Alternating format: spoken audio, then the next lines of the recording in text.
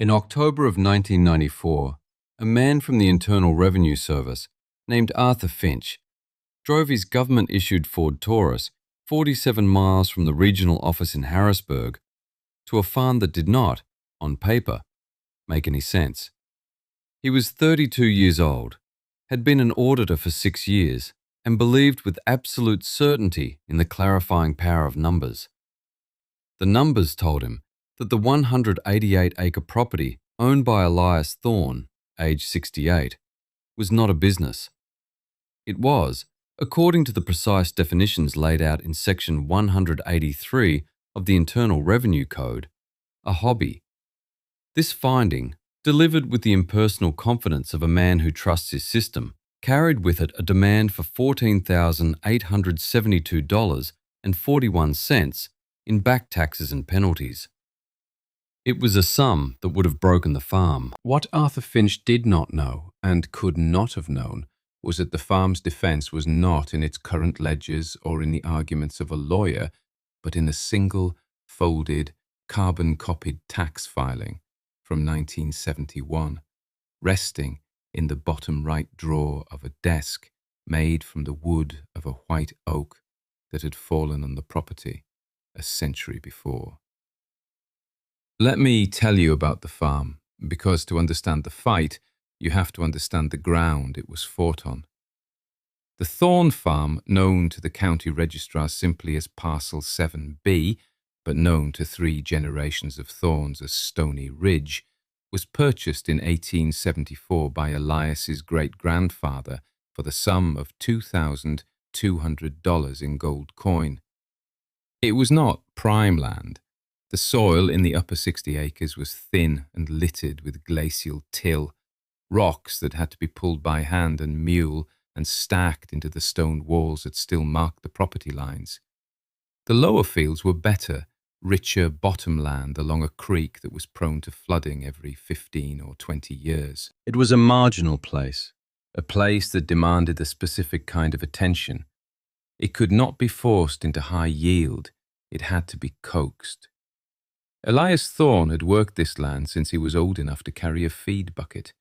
He was 68 years old in 1994, a widower for 10 years, and a man whose movements were as deliberate and predictable as the seasons. He rose at 4:30 a.m., was in the barn by 5, and moved through his chores with an economy of motion that looked slow to an outsider, but was, in fact, ruthlessly efficient. He kept a herd of 12 milking shorthorn cows, a heritage breed that gave less milk than a modern Holstein, but required less grain, suffered fewer ailments, and could forage productively on the farm's rough pasture. Their milk was sold to a small local cheese cooperative for a price that was consistently 18 cents per gallon below the market rate for Holstein milk. These were the numbers Arthur Finch saw. They were clean, simple, and damning. Finch arrived on a Tuesday morning. The air was cool and smelled of damp earth. He wore a grey suit, a white shirt, and a tie that was knotted a little too tightly. He carried a polished leather briefcase that contained the Thorne file, a copy of the tax code, and a calculator. He had reviewed the file 3 times. He felt he understood the situation perfectly. He was met on the porch by Elias, who wore canvas work pants, a flannel shirt, and boots caked with the mud of his morning chores. Elias was a man of medium height, with hands that were permanently swollen at the knuckles from a lifetime of labour. He did not offer a handshake, but nodded. "Mr. Finch," he said. It was a statement, not a question. "Mr. Thorne," Finch replied, stepping past him into the farmhouse kitchen. "Thank you for seeing me." The kitchen was dominated by a large wooden table that had been Elias's grandmother's. "The tax code provides 9 factors to help us make this determination," Finch continued, pulling a checklist from his briefcase. He did not need to read it. He knew it by heart. 1. The manner in which the taxpayer carries on the activity. Do you have a formal business plan, Mr. Thorne? A written strategy for increasing profitability? Elias considered the question. The plan is the same as it was for my father and his father. You feed the soil, you keep the herd healthy, you don't take on debt, You wait for the good years, and you endure the bad ones. Finch made a note. No formal business plan relies on tradition. Factor 2. The expertise of the taxpayer or his advisors. Have you consulted with agricultural extension agents, financial planners, experts on crop yield maximization? I talk to my neighbors, Elias said. I read the Farmer's Almanac. The best expert on this land is the land itself. It tells you what it needs, if you listen. Finch made another note. Then he came to the heart of the matter. Factor 6. The taxpayer's history of income or losses with respect to the activity. Mr. Thorne, you have declared a loss in 7 of the last 10 years. How do you explain this as a business engaged in for profit? Some years you build the soil, Elias said, his voice quiet but firm. You plant clover. It fixes nitrogen. You don't sell the clover. You till it under. That's a losing year on your books. But it's a deposit in the soil bank. The profit from that year comes 3 years later when you plant the wheat. You can't measure the farm year by year. To Arthur Finch, this sounded like a folksy excuse for poor management. His world was measured in fiscal years. A year was a unit of accounting, a closed loop. The idea of a profit that took 3 or 7 years to be realised was to him an accounting fiction. But the numbers, Mr. Thorne, the numbers consistently show expenses exceeding revenue. They're the wrong numbers, Elias said, or they're not all the numbers. You're not counting the topsoil we added. You're not counting the fence line we repaired that will last another 30 years. You're not counting the fact that we're still here. Finch closed his notebook. Factor 8 is the amount of occasional profits, if any, which are earned. Your profits, when they occur, are minimal. Factor 9 is the elements of personal pleasure or recreation. You live here. You clearly derive personal satisfaction from this life. Is it not possible, Mr. Thorne, that this is simply how you choose to live, and the farm is the venue for that life, rather than the commercial enterprise? It was the question that hung in the air, the final, fatal framing. He was accusing Elias of enjoying his life's work and using that enjoyment as evidence against him. Elias looked at the auditor. For the first time, a flicker of something hard showed in his eyes. He said, "There is no pleasure in watching a calf dive scours. There is no pleasure in replanting a field after a hailstorm. There is no pleasure in working 14 hours a day for a loss. The pleasure is in the survival of it. That's the profit. But it doesn't fit on your form." 2 weeks later, the official notice arrived. It was a form letter, printed by a computer. It stated that the audit had determined the farming activity to be not engaged in for profit. The losses were disallowed. The bill was $14,872.41, due within 30 days. The news spread through the valley the way news does, at the feed store, after church, over cups of coffee at the town diner. It was seen as an attack, not just on Elias Thorne, but on all of them. Every small farmer in the county operated on the same principles. They all had losing years. They all subsidised the farm with off-farm work. They all knew the logic of the soil bank. The IRS was declaring their way of life to be a hobby. Elias's son Caleb drove out from Lancaster that weekend. Caleb was 42, an accountant himself, a man who lived in the world of numbers that Arthur Finch represented. He loved his father, but he saw the pragmatism of the situation. He sat at the same kitchen table where the audit had taken place. "Dad," he said, holding the IRS letter, "this is serious. They can put a lien on the property. We have to deal with this." "I am dealing with it," Elias said. "How? You can't just ignore it. Look, maybe we sell the upper 20 acres. The rocky part you just use for pasture. That would cover the bill and give you a cushion." "We don't sell the land," Elias said. It was a foundational rule. You sell the crop, you sell the calves, you sell the timber. You don't sell the land. Then what's the plan? Caleb asked, his voice full of frustrated affection. You can't fight them. They have regulations. They have the numbers. You heard the man. You don't have a business plan. You don't have profit motive. On paper, they're right. Then the paper is wrong, Elias said. He stood up and walked over to the old oak desk that stood in the corner of the living room. It had been his father's and his grandfather's before that. The surface was scarred with the marks of 120 years of farm business. He pulled open the bottom right drawer. It squeaked. Inside were old deeds, warranty papers for equipment long since rusted out, and a stack of manila folders containing old tax returns. He thumbed through them, his fingers sure. 1978, 1975, 1972. He stopped. He pulled out a folder labeled 1971. They're not auditing my books, Elias said to his son, holding the folder. They're auditing my memory, and theirs is too short. Let me tell you about the winter of 1971 and the summer of 1972, because to understand that piece of paper, you have to understand the water. Elias was 45 years old then, farming alongside his father, Samuel.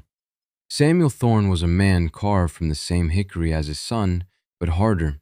He had farmed through the Great Depression and the droughts of the 50s.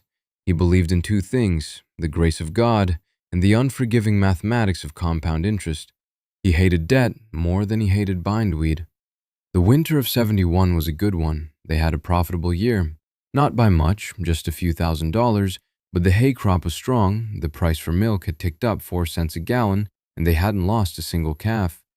In April of 1972, Samuel sat at the oak desk to do the taxes for the 71 season. He did them by hand with a fountain pen and a ledger.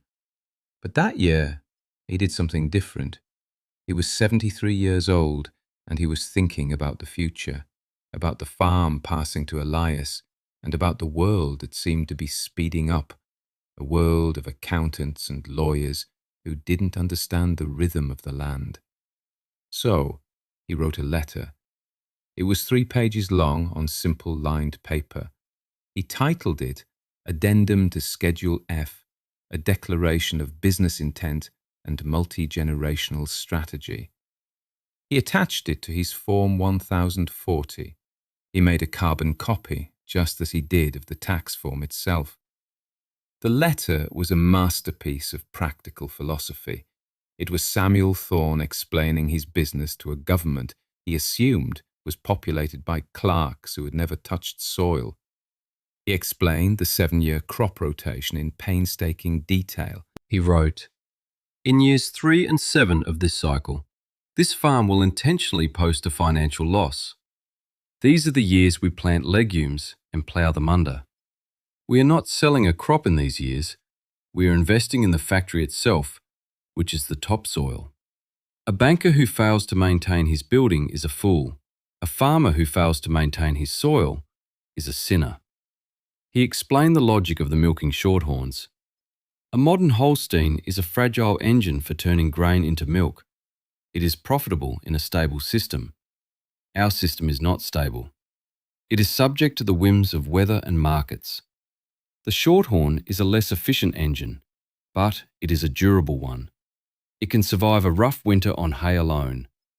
It is a business decision based on resilience, not maximum output. He wrote about the creek. This creek, which waters our fields, will one day flood them. My father saw it flood in 1936. I saw it in 1955. My son will see it again. Our business plan, therefore, it took them 5 years to fully recover. They survived, just as Samuel's plan had intended. They took on no debt. They sold timber from the upper woodlot. Samuel and Elias worked 16-hour days, and for the tax years 1972, 1973, and 1974, they filed for and were granted significant business losses by the Internal Revenue Service. The service, it seemed, had accepted Samuel's declaration. They understood that a farm's business was first and foremost the business of survival. Now, 22 years later, Elias Thorne held the carbon copy of that declaration in his hand. The paper was yellowed and brittle at the edges. The ink from the fountain pen had faded from black to a soft grey, but the words were still there. A 23-year-old business plan. Elias filed an appeal. He did not hire a lawyer. He did not hire an accountant. He requested a hearing with an appeals officer. The hearing was scheduled for December 5th in a small windowless conference room in the Federal Building in Harrisburg. On the day of the hearing, Elias and Caleb drove the 47 miles in Elias's old pickup truck. When they arrived, the hallway outside the conference room was filled with people. There were farmers Elias had known his whole life, men in flannel shirts and clean denim, their faces weathered like old barns. There was the owner of the feed mill, the head of the cheese cooperative, his pastor. None of them had been asked to come. They were just there. They were the community witnesses. They nodded as Elias passed, a silent show of solidarity. Inside the room, Arthur Finch was already seated at one side of a long table. He looked even more confident than he had at the farm. He was on his home turf now, a world of beige walls, fluorescent lights, and procedural rules. On his side of the table were 3 thick binders, full of spreadsheets, charts, and copies of Elias's tax returns. He had built an airtight case based on the numbers. At the head of the table sat the appeals officer, a woman named Maria Albright. She was in her late 50s with greying hair and a tired but intelligent face. She had been with the IRS for 30 years. She had seen every kind of argument, every kind of scheme. Her job was to be impartial, to simply apply the law to the facts. The hearing began. Ms. Albright stated the purpose of the meeting. Arthur Finch then began his presentation. He was crisp, professional, and methodical. He walked Ms. Albright through the 9 factors one by one. He concluded, "The record clearly demonstrates that the taxpayer did not engage in this activity with the primary and dominant objective of making a profit. Therefore, the losses must be disallowed under Section 183. The service's finding is sound." He sat down, looking satisfied. Ms. Albright turned to Elias. "Mr. Thorne, do you have a response?" Elias did not stand. He pushed his chair back slightly and placed the worn manila folder on the table. The farmers who had crowded into the back of the room leaned forward. Caleb, sitting beside his father, held his breath. "Ma'am," Elias began, his voice steady, "Mr. Finch is right about his numbers. I can't argue with them." Finch allowed himself a small, almost imperceptible smile. "But he's missing some of the data," Elias continued. He opened the folder and took out the thin, yellowed sheets of carbon paper. He slid them across the table to me. Albright. "This is a copy of my father's 1971 tax filing. It was filed in April of 1972. There's a letter attached." Miss Albright picked up the papers. Finch leaned over to look, a frown creasing his brow. "Objection," he said, though this was not a court of law. "A document from 23 years ago, filed by a deceased party, has no bearing on the taxpayer's intent in 1993. "Let me see it, Mr. Finch," Miss Albright said, her voice cutting him off. She put on a pair of reading glasses and began to read Samuel Thorne's handwritten words. The room was silent. The only sound was the hum of the overhead lights. She read the first page, then turned to the second. The farmers in the back stood perfectly still. Elias watched her face. He was not watching for a legal opinion. He was watching for a sign of human understanding. She spent a full 5 minutes reading the 3-page letter. She read about the soil bank, about the durable cattle, about the expectation of floods and the strategy for survival. She lingered on the final paragraph. When she was done, she looked up not at Elias, but at Arthur Finch. "Mr. Finch, you state that the taxpayer lacks a formal business plan. Is that correct?" "Yes," Finch said. "There is no written document outlining a strategy for profitability." "And you state," she continued, her eyes still on him, "that there is no evidence of a profit motive. given the history of losses. That is correct, Finch affirmed, his confidence wavering slightly. He did not understand where this was going. Arthur Finch stared at the yellow papers on the table, as if they were a strange and impossible artifact from another world. He said nothing. He simply began to pack his binders into his polished leather briefcase, his movements stiff and defeated. He had not been beaten by a superior argument. He had been rendered irrelevant by a superior timeline. His fiscal year had collided with a century, and the century had not flinched. In the years that followed, the story of Elias Thorne's hearing became a quiet legend in the valley. Arthur Finch left the IRS 18 months later and took a job with a private accounting firm in Philadelphia. It was said he never audited another farm. Caleb Thorne took his father's 1971 tax return, had it professionally de-acidified and preserved, and framed it. It hangs today in the living room of the farmhouse next to a photograph of his grandfather, Samuel. Caleb started spending every weekend at the farm, not to help with the books, but to help with the work. He learned the names of the weeds. He learned to read the sky for rain. He learned the particular rhythm of his father's movements in the barn at dawn. He was an accountant, a man of numbers, but he finally understood what his grandfather had written all those years ago, that some assets, the most important ones, are never recorded on a balance sheet. Elias Thorne passed away in the winter of 2003 at the age of 87. He died in the same bed his father had died in the house his great-grandfather had built. He left the farm, solvent and unencumbered by debt, to Caleb. The farm survived. It survived the drought of 1999 and the milk price crash of 2006. It continued to post losses some years and small profits in others. It continued to be, by any modern metric, an inefficient and illogical enterprise. And it continued to endure. A system can measure the profit of a transaction. It can calculate the yield of a single year's crop. It can codify the rules for a business, but a system cannot measure the value of continuity. It cannot assign a number to the resilience that is passed down from one generation to the next. The government sent a man with a calculator to measure Elias Thorne's life. He tried to fit 120 years of struggle and wisdom and soil into a 10-year spreadsheet, and it did not fit. He called the remainder a hobby. He was wrong. The remainder was the point. Arthur Finch had the numbers.